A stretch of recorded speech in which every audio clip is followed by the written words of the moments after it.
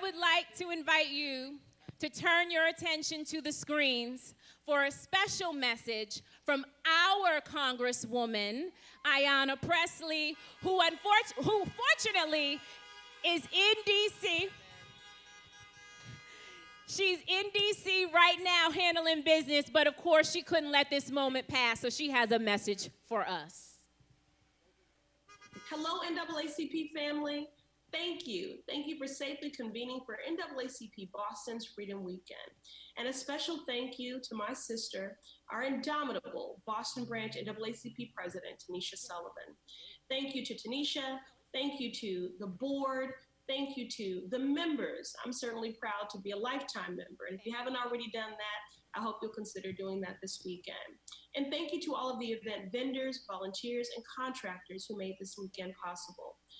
You know, in the midst of this unprecedented moment, a new reckoning on racial justice in our country, we find ourselves buffeted by three crises: police brutality, public health, persistent, systemic, and structural racism. And yet, even in the midst of all of that, I find hope.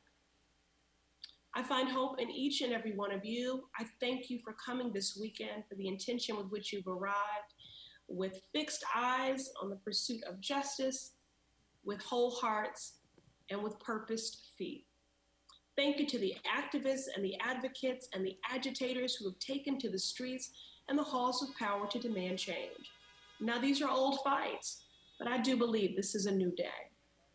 We are still in the civil rights movement.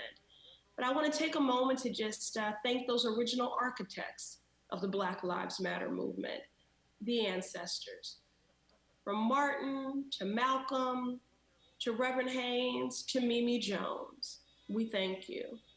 And we will honor your sacrifice in the way that Boston should. Boston has always played a historic role in the civil rights movement in that this is home to the first chartered branch of the NAACP. So we must be pace setters in the pursuit of justice and equity.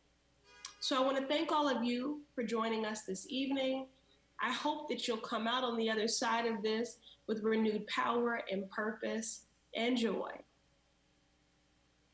Yes, give it up for our Congresswoman.